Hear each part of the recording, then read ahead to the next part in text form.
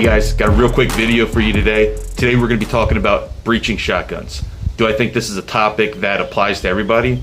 Yes. Whether you are law enforcement or military, or you are the prepared citizen, knowing what kind of shotgun you would pick for this application is important. This is a shotgun that was designed for breaching, and in my opinion is king for breaching, because there's features in the Remington that the Mossbergs do not have when we're talking about pump shotguns.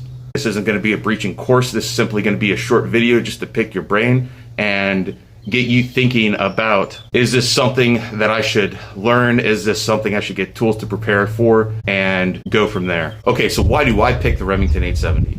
Well, the breaching courses that I went through, we used the Remingtons, and it's just something that stuck with me. I like the added features of being able to stop the next round out of the magazine tube from ejecting. Now, if I had a slug or buckshot or breaching round or whatever in this chamber and I wanted to switch it to something a little more applicable for what I'm doing, I can simply open the action slightly, stick my thumb onto the next round in the magazine tube and press it. That click lets me know it's good to go, and I can go ahead and eject whatever round is in the chamber at the time, and then I can go ahead and load my less than lethal rounds, my buckshot, my slug, whatever.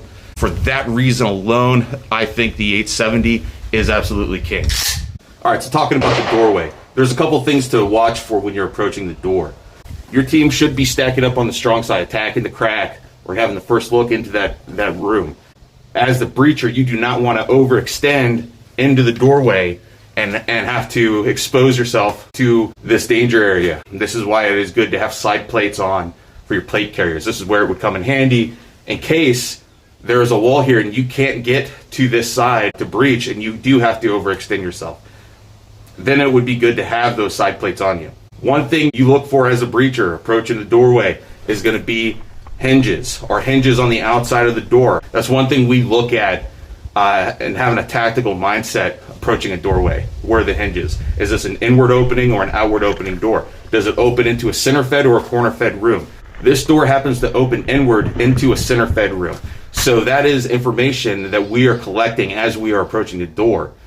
Now, obviously, you're going to check to make sure the door is locked before you go ahead and do any kind of dynamic breaching, when you could simply just open the door and push it open. What is the door made out of? What's the material of the door? Is it wood? Is it metal? All that information is useful.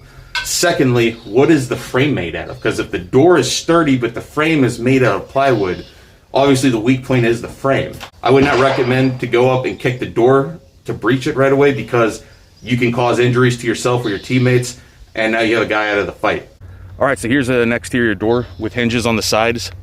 Like I said, the hinges let us know the door is going to open outward. This is an outward opening door into a corner fed room. So how you're going to attack this is going to be a lot differently than you would attack the inward opening door to a center fed room. This is information you're going to take in as you're approaching the door, and your team is going to stack up accordingly to what you see. So next time you look at a door, get in the habit of looking at the hinges, which way they open. Does it have an hydraulic closer? Because that's all stuff that you can lock down. That's going to be a video in a later day, how to lock down the hydraulic hinges. But yeah, here's an example of an outward opening door. All right, guys, shotguns are extremely versatile.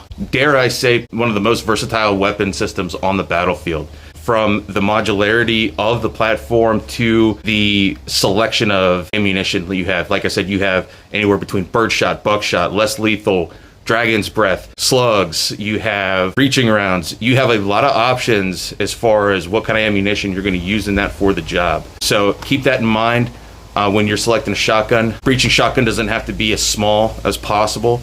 If it's going to be mounted on a kit, then yeah, you might want to go a little bit smaller. Like I said, quick video here. Hope that leaves you with some knowledge to take away from this video. Like, comment, subscribe. Put down in the comments what kind of shotgun you've used for breaching in the past, or what you think would be a good breaching shotgun. If you use the Benelli M4 for breaching, especially the short barrel configuration, tell me how that was and what system you used to carry that around, especially if it was in combat. Yeah, guys, that's it. I got nothing else for you. Get on the range, stay safe, train, and I'll see you on the next one. See ya.